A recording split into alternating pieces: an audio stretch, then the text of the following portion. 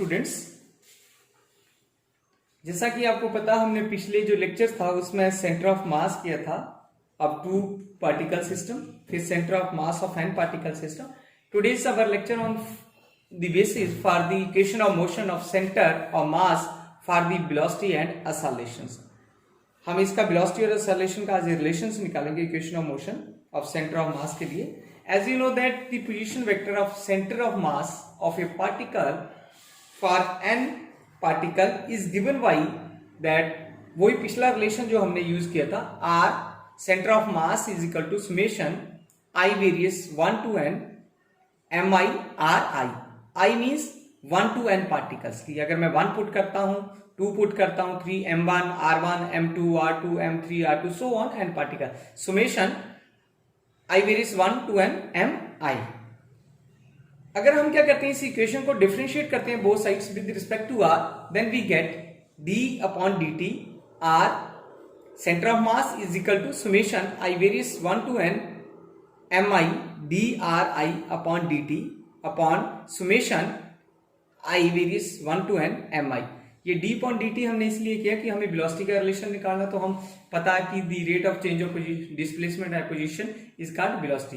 Then we can say that b cm जो हमारे पास क्या है, ये जो डिफरेंशिएशन हमने किया हुआ, ये जो डिफरेंशिएट है मेरे पास ये वाला सेंटर ऑफ मास का, अगर मैं ऐसा कर देता हूं d अपॉन d r, ये किसके बराबर होता है, v के बराबर होता है. यही तो भी मैंने लिख लिया, सेंटर ऑफ मास मैंने साथ में लिख दिया. Centre of mass is equal to summation I varies 1 to n mi vi. Similarly यहां भी हमने यही कुछ किया. अगर आप इस इक्वेशन को भी देखते हो तो हमने वो भी सेम वैसा ही किया है. यहां देखो अपॉन जो summation I varies 1 to n.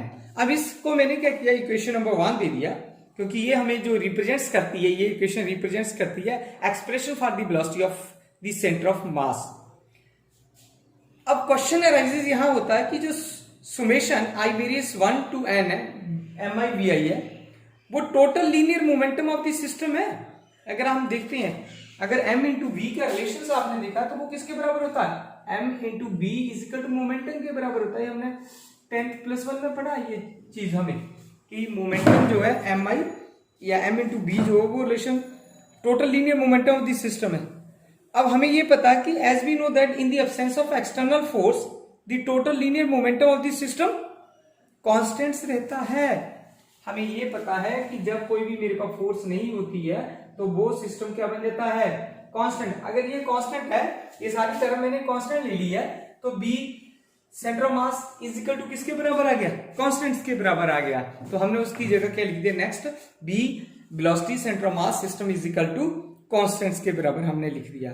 So the velocity of the centre of mass remain constant in the absence of external force. हमें यहां से ये इक्वेशन से इंफॉर्मेशन जो ड्राइव हुई है कि जो centre of mass, the velocity of the centre of mass of the system is remains constant when there will be no external force. अब उसके बाद हम क्या करेंगे, एक्सेलरेशन के लिए करेंगे. अब वेलोसिटी का मेरे पास रिलेशंस है.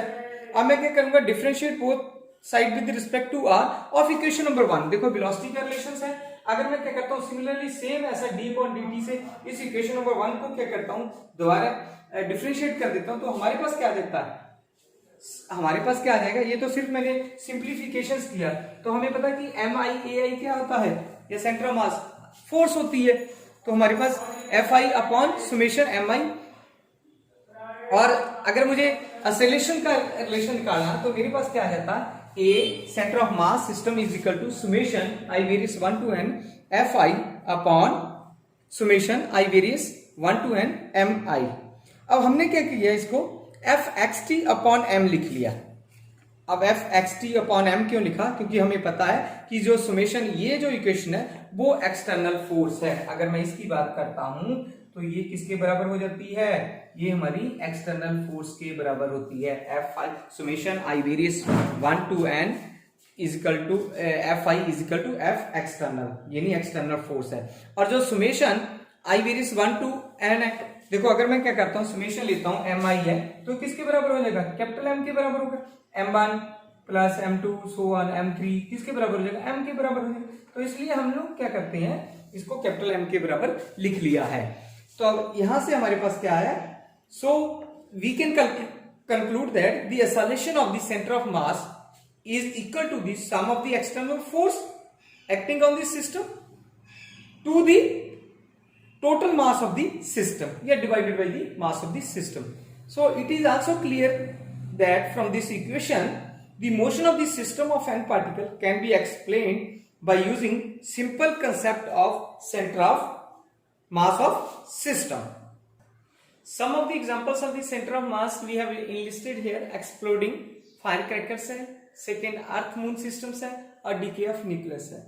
If we take the decay of the nucleus, अगर हमने पढ़ा कि जो spontaneous decay of radioactive nucleus होते हैं वो fragmented into two small pieces में हो जाते हैं. If parent nucleus is initially at rest, then decay is caused by internal processes along the center of mass of the decay product continues at rest. ये हमें पता है जब हमने न्यूक्लियस की स्टडी की है. Momentum is conserved in the decay, so it remains zero. The heavier and the lighter fragment then fly away in opposite direction, with former having a proportionality smaller speed than the later. Next है मेरे पास exploding fire crackers. हम क्या करते हैं, बहुत सारे fire crackers को use करते हैं. जब कोई भी फायर क्रैकर जो है वो गोज इनटू द स्काई जाता है, then some points explode into many fairies, बहुत छोटे छोटे टुकड़ों में वो बढ़ जाता है, which creates a specular stars. वो हमें स्टार्स के रूप में नजर आता है, छोटे छोटे स्टार्स आते हैं. Before exploding this crackers would be going as a parabola. वो पैराबोला शेप में जाते हैं. Then its path of any object moving with constant acceleration due to earth gravity. वो पैराबोलर जो शेप होती है वो ड्यू टू अर्थ ग्रेविटी की होती है.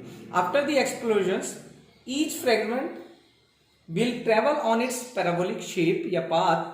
What the explosion is caused due to internal force. जो उसके अंदर फोर्स है उसकी वजह से वो एक्सप्लोड होता है. Then the centre of mass continues in parabolic path. After explosion the centre of mass just a mathematical points रह जाता है. हम जैसे उसकी शेप देख लेते हैं, उसके बाद हमें ऊपर लगता है कि नथिंग इज देयर, बट वहां से हम मैथमेटिकल कैलकुलेशन कर लेते हैं. This is behind our scope. Next है अर्थ मून सिस्टम. अब हमारे पास एक और एग्जांपल्स आती है अर्थ मून सिस्टम की. अर्थ और मून जो है वो बोथ ट्रेवल इन सर्कल्स करते हैं about their centre of mass, always being on opposite side of it. The centre of mass describe an ellipse around the sun. हमें पता है एलिप्टिकल शेप होती है उसकी. Here the force of traction between the earth and moon is internal to the earth moon system, while the sun's attraction of both earth and moon are external forces. Now we take the concept of centre of mass of rigid body. बहुत सारी rigid bodies होती हैं. वो क्या होती हैं? The rigid body is a body with a fixed geometric shape and size, with the condition that they do not change during the motions. अब बहुत सारे ऐसे हैं. अब क्वेश्चन ये भी राइज होता है, we can think that of such a body made up of a large number of small parts regarded as a point mass. अब इसके बहुत सारे एग्जांपल्स हैं. यूनिफॉर्म रॉड्स है, सर्कुलर डिस्क है, कोन ऑफ पिरामिड्स है, सर्कुलर रिंग है, solid sphere है, सॉलिड या हॉलो सिलेंडर्स है, ट्रायंगल है, लेमिनास, क्यूबिकल ब्लॉक्स है. ये बहुत सारे एग्जांपल्स है जो centre of mass of a rigid bodies होती है. इनकी हम पोजीशन ऑफ सेंटर ऑफ मास निकालते हैं. अगर मैं यूनिफॉर्म रॉड की बात करता हूं तो उसका जो मिड पॉइंट्स है वो रॉड का देख लेते हैं. सेंटर ऑफ सर्कुलर रिंग है तो उसका जो सेंटर होता है वो ले सकते हैं. सॉलिड का सेंटर ऑफ स्फीयर है वो देख सकते हैं. सर्कुलर डिस्क है उसका सेंटर ऑफ डिस्क देख सकते हैं. सॉलिड या हॉलो सिलेंडर्स है उसका मिड पॉइंट ऑफ एक्सिस देख सकते हैं. ऐसे बहुत सारे एग्जांपल्स हैं जो चाहे वो रेक्टेंगुलर्स है में ले सकते हैं, चाहे पैरेललोग्राम्स में ले सकते हैं. वो धीरे धीरे हम एक एक करके डिस्कस करेंगे जो भी हमारे सिलेबस में होंगे. Okay, now calculate this motion of centre of मास. हमने कहा था ना, देखो the rigid body is a body with a fixed geometrical shape and size which do not change during the motion. अब हम यही देखेंगे कि मोशन में वो चेंज होता है कि नहीं होता है. Let capital M be the total mass of the system concentrated at the center of mass whose position vector r is then m d square r upon dt square is equal to f. क्योंकि हमें पता force is equal to mass into acceleration होता है. then m upon d upon dt dr upon dt is equal to f. वो हमने सिर्फ change किया उसको. अब D R upon d T किसके बराबर होता है? बी के बराबर होता है। तो m d upon d t b centre of mass is equal to f. अब हमने क्या किया, देखो अगर मैं आइसोलेट सिस्टम्स लेता हूं, और आइसोलेटेड सिस्टम क्या होता है? आइसोलेटेड सिस्टम इन आइसोलेटेड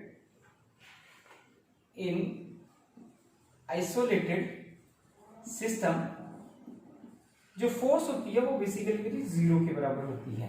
तो सिमिलरली मैंने क्या किया यहाँ भी, m d upon d t b m centre of mass is equal to zero. Hence अगर मैं इंटीग्रेशन करता हूं इसकी, ठीक है, वो तो कांस्टेंट क्वांटिटी है मास मेरी, तो इंटीग्रेशन करता हूं तो मेरे पास क्या बच जाता है? तो b centre of mass is equal to constants के बराबर बता। तो then we can say that the centre of mass of an isolated system moves with a uniform velocity along a straight line path. Thank you very much, students. Hope you enjoyed this lecture, and we will meet in the next lecture.